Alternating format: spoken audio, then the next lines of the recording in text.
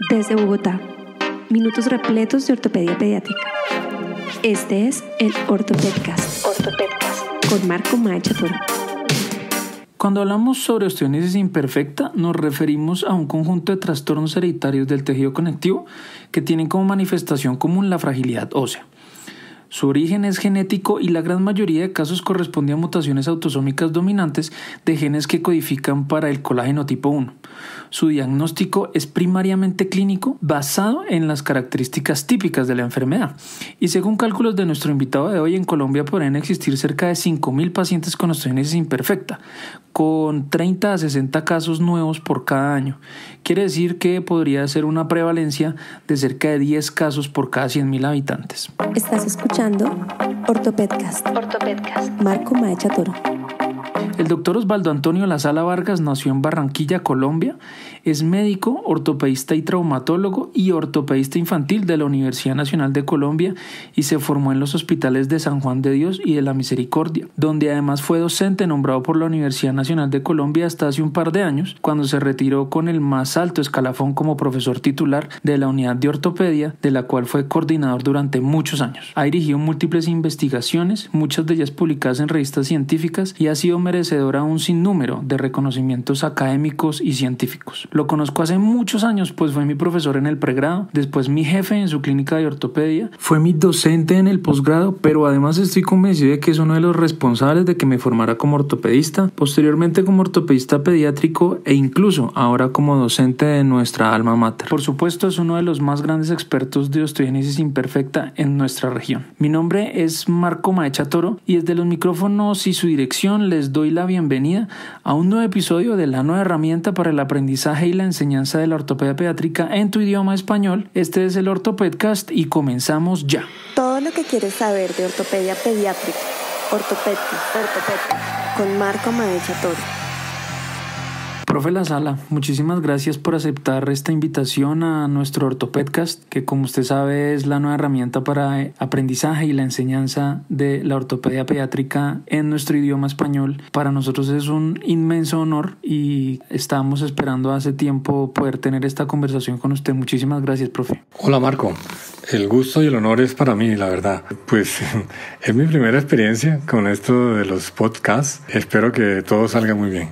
Claro que va a salir bien, profe, ya va a ver. Bueno, entonces vamos a empezar hablando de osteogénesis imperfecta, profe. Nos gustaría que empezáramos hablando sobre dónde está el origen de la osteogénesis imperfecta. ¿Es un problema del colágeno? ¿Hay también algún problema en la calidad mineral? ¿Estos pacientes pueden tener alteraciones en su consolidación? ¿Dónde está el origen y además los problemas que implica tener osteogénesis imperfecta? El origen de la osteogénesis imperfecta, Marco, sin duda genético y alteración del colágeno en el 85% de los casos. Hay otro 15% en los que la alteración genética está en genes diferentes que los que codifican para la formación del colágeno, pero están relacionados con este.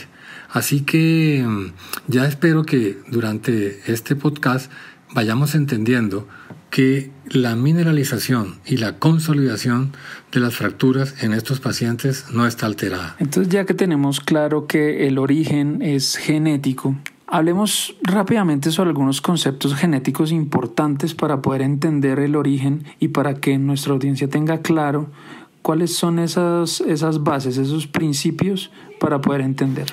Bueno, el colágeno es uno de los tejidos más abundantes en la economía humana. Hace parte de todos los tejidos de sostén. Se han descrito unas 19 tipos de colágeno y del que estamos hablando en esta ocasión es del tipo 1, que es el más abundante en el hueso.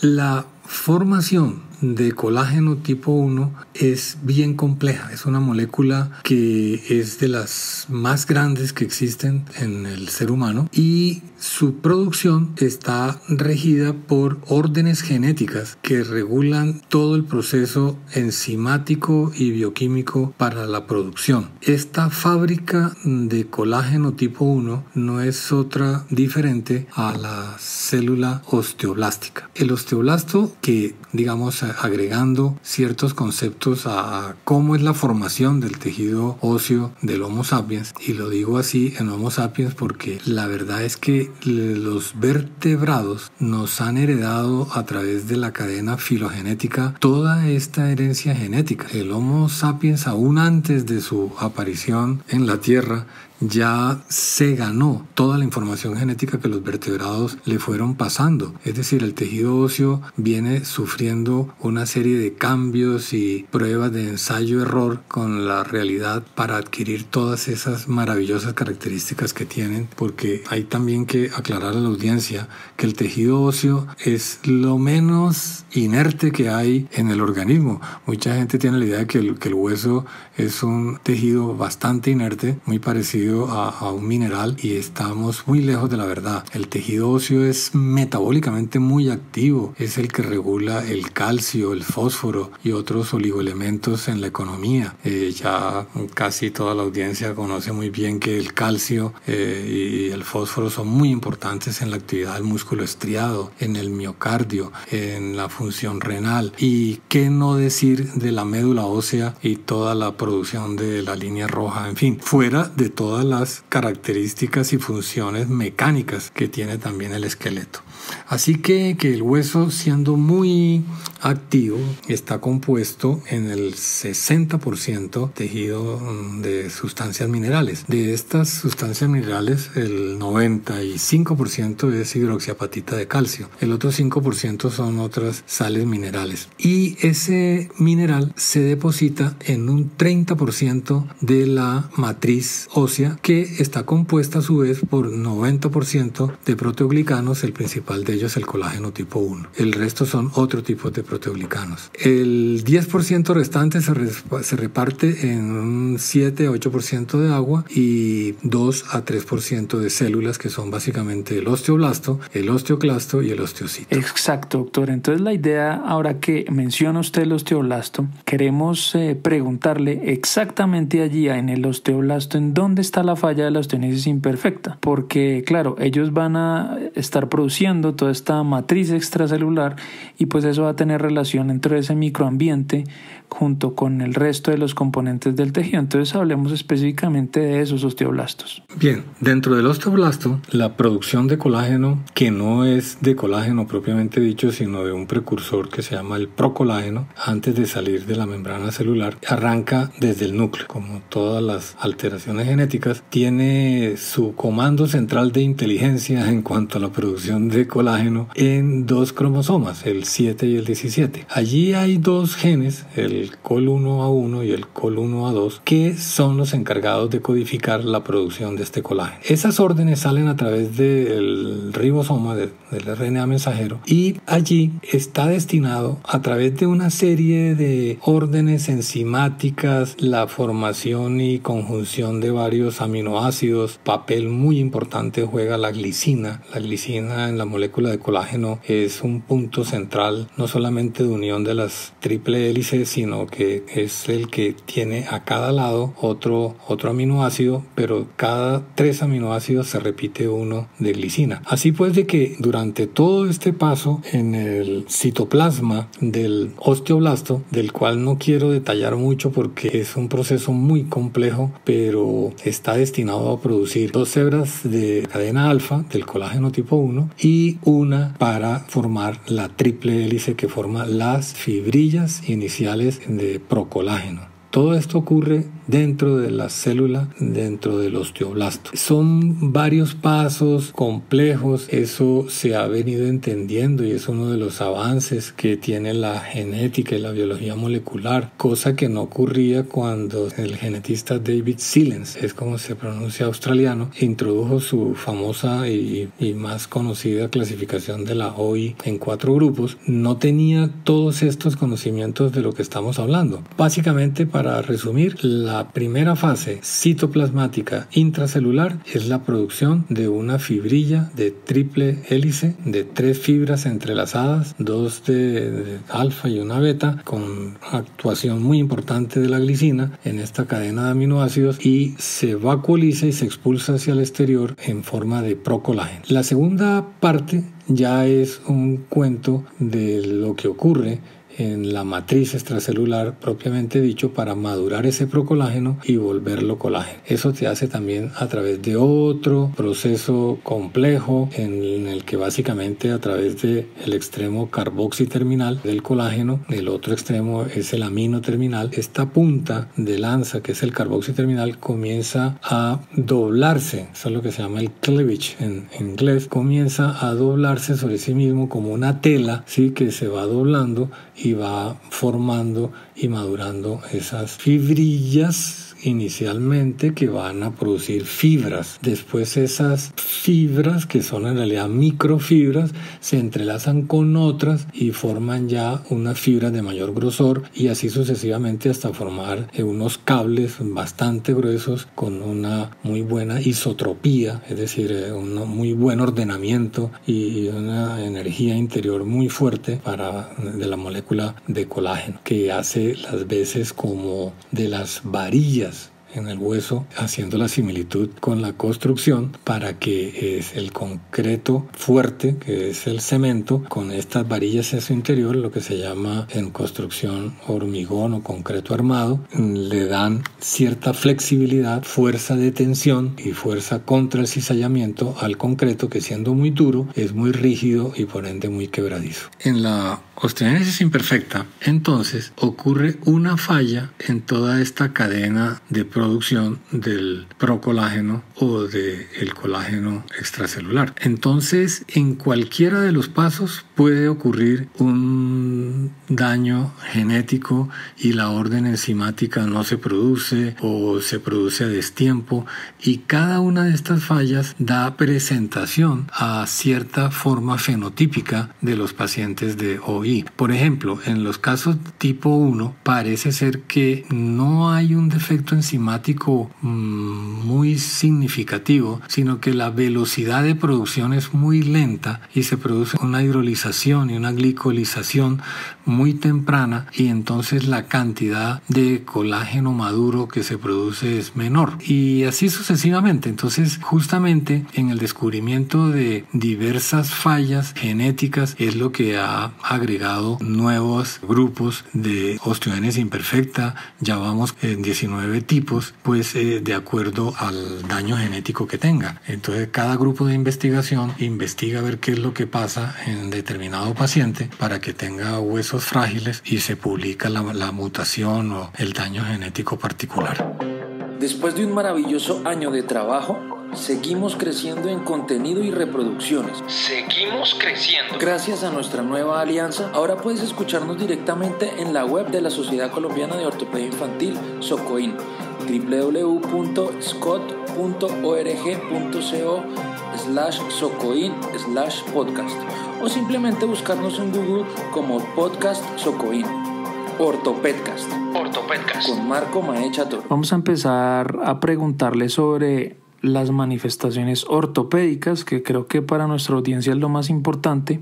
Claramente que hablemos de las fracturas, pues que son las manifestaciones más frecuentes, pero ¿hay otras manifestaciones ortopédicas en los pacientes con osteogénesis imperfecta, doctor Lasala? En cuanto a otras manifestaciones ortopédicas, además de las fracturas, por supuesto que las hay, porque es que hay que entender que este problema del colágeno en la OI no solamente causa pues una fractura por disminución de la resistencia ósea, sino que hay toda una serie de alteraciones en las que el hueso pierde su forma y su macroarquitectura. No solamente hay alteraciones en la microarquitectura, que ya podremos ver más adelante, pero también las hay en la macroarquitectura.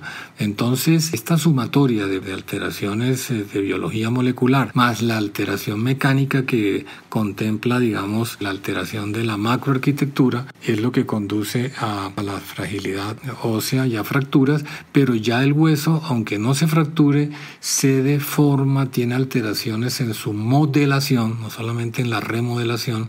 La forma de los huesos del ser humano también está determinada filogenéticamente, es decir, por alguna razón los huesos son como son. El fémur tiene un ángulo de inclinación que sabemos que es un poco menor en las mujeres que en los hombres, porque el oficio que cumple la mujer es más bajita, es más estable, se ocupa a oficios que no implican correr correr y cazar, como sí lo hacía el Homo sapiens en su etapa de cazador-recolector. Por eso tiene un ángulo de inclinación femoral mayor para tener más eficacia y una pelvis más estrecha, también relacionadas con la maternidad.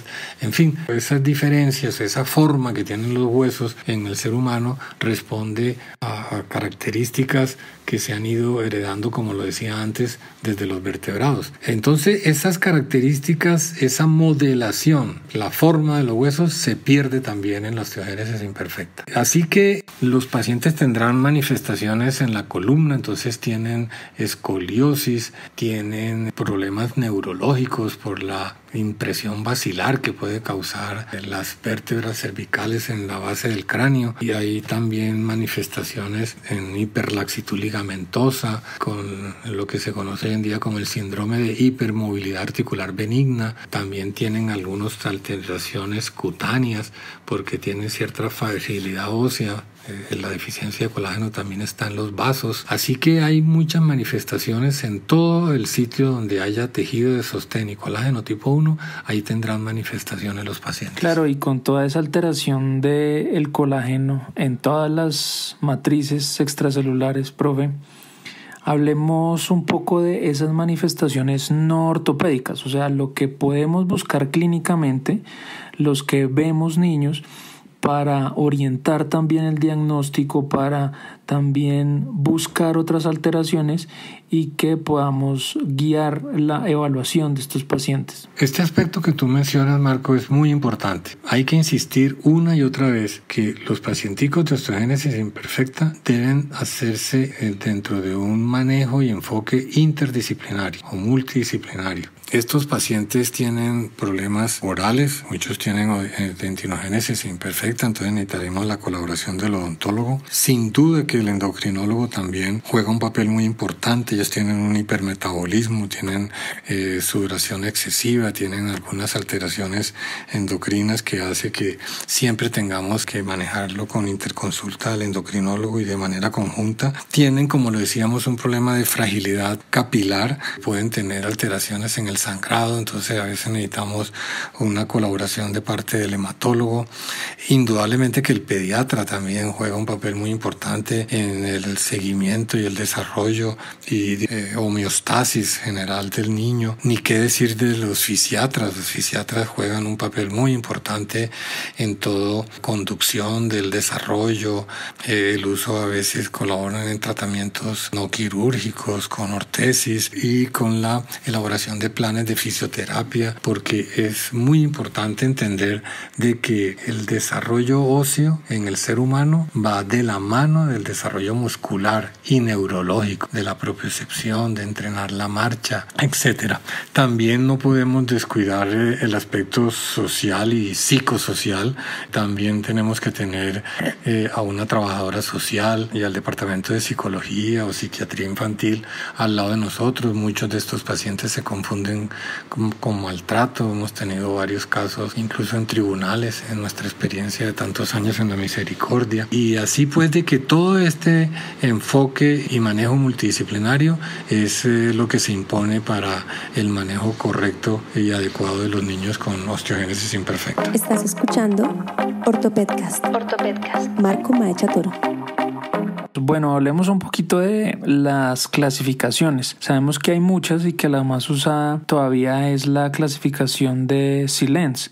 Usted ya lo mencionaba previamente, pero ¿cuál es su utilidad? ¿En este momento sigue vigente? ¿Es útil para el enfoque clínico y además para hablar de tratamiento y del pronóstico de estos pacientes con osteogénesis imperfecta? La clasificación de Silence sí y no.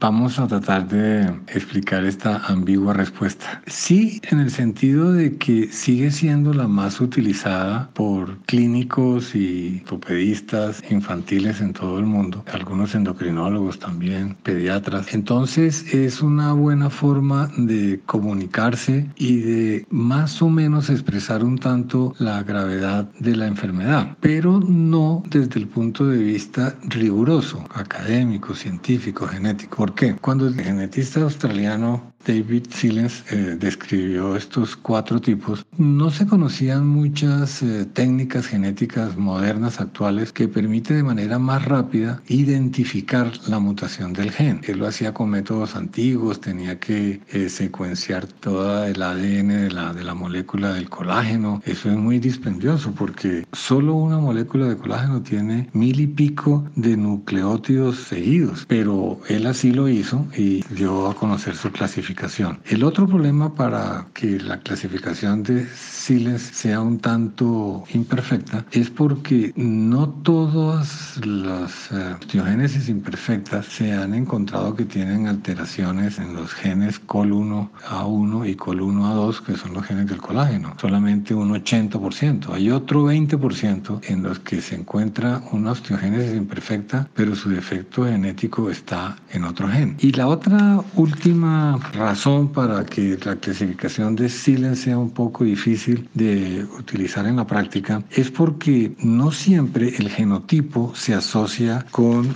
el fenotipo. Esto es absolutamente cierto en el sentido de que tú puedes encontrar 2 genotipos iguales, o sea, una alteración de mutación de la glicina por una alanina en 2 pacientes genéticamente hablando y el fenotipo es diferente. Esto se explica porque es que todavía no hemos entendido muy bien todos los mecanismos genéticos que intervienen en la producción de esa compleja molécula que es el colágeno tipo 1. Entonces, a medida que se van mejorando las técnicas genéticas, que podemos identificar mejor el daño o la mutación genética, podremos ir avanzando y la clasificación va a ir enriqueciéndose. Entonces, hoy en día, todo esto se rige por una asociación internacional que se llama la Clasificación Nosológica de las Patologías Óseas de Origen Genético. Y ellas solamente reconocen oficialmente 5 tipos de osteogénesis imperfecta, clasificadas desde el punto de vista relación genotipo-fenotipo, o sea, clínica. Son las 4 clásicas de Silence y la tipo 5 que introdujo Glorieux, que es la que produce esos callos hiperplásicos y rosetas de maíz y la osificación de la membrana interósea del antebrazo. Entonces, las otras son unas 18, 19 más que hay, son hallazgos de los grupos de genética de la alteración de la mutación de un gen diferente al colágeno que da un cuadro de osteogénesis imperfecta en la clínica. Entonces yo creo que el futuro va a ser el siguiente. Se va a utilizar tal vez el tipo que acepte la Asociación de Nosología y Clasificación que les mencioné, de las patologías óseas de origen genético, y diciendo el gen donde está el hallazgo que se haga en el estudio molecular. Y de pronto agregándole 1 o 2, 3 características genéticas. Así que en el futuro ese es lo que yo creo que va a ocurrir. Desde Bogotá, minutos repletos de ortopedia pediátrica. Este es el OrtoPedcast con Marco Maechaturo. Doctora Sala, muy interesante esta apreciación, todas estas consideraciones con respecto a las clasificaciones.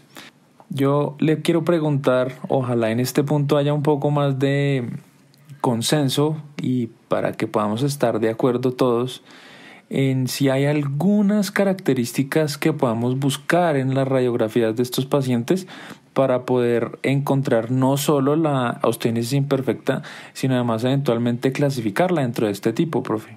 Bueno, en cuanto a los rayos X, diría que es todavía casi más difícil que la relación entre el daño genético y la clínica. ¿Por qué? Porque, bueno, hay ciertas cosas de sentido común. O sea, por ejemplo, en una osteogénesis imperfecta tipo 2, que es la más grave, la más letal, uno encuentra alteraciones radiológicas a nivel de casi todo el esqueleto, tanto axial como apendicular.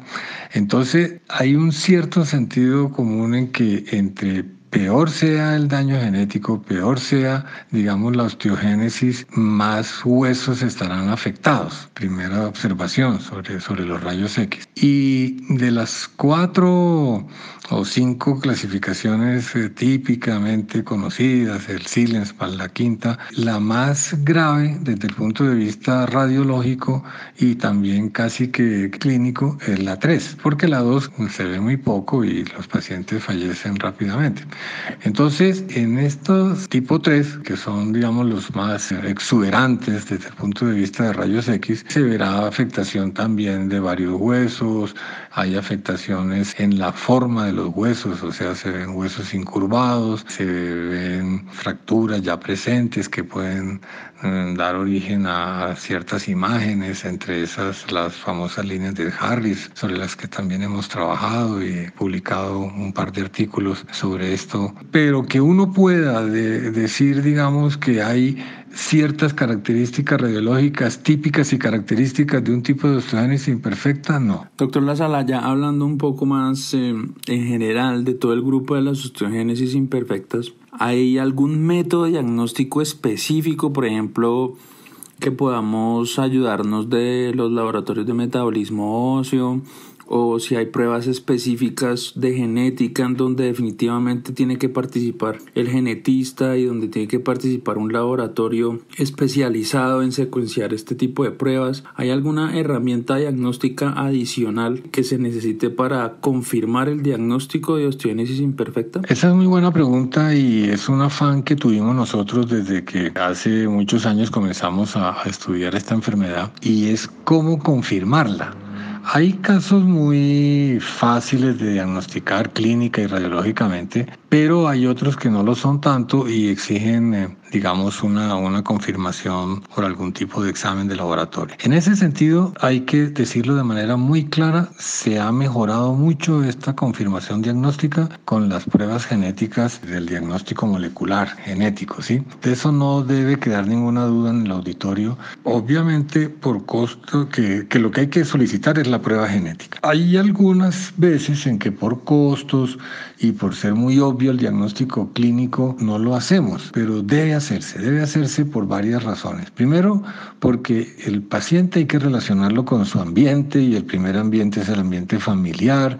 Seguramente si los padres no son pacientes OI ni tienen antecedentes familiares, le van a estar pidiendo al médico una cierta consejería genética sobre la posibilidad de que un próximo hijo lo tenga la enfermedad o no, y eso solamente se puede decir con el estudio genético de la prueba molecular, tanto en los padres como en el paciente. Otra razón para hacer la prueba genética, además de confirmar el diagnóstico, es que de acuerdo al daño que nos reporten, nosotros le podemos dar un cierto pronóstico a la familia y al paciente sobre qué tan grave es el daño genético y qué tan difícil va a ser la vida futura y la clínica de este paciente, y para nosotros también planear los tratamientos. Así que esa es, digamos, la prueba reina. Encuentra todos los episodios en nuestros canales de iBooks y YouTube. Ortopedcast.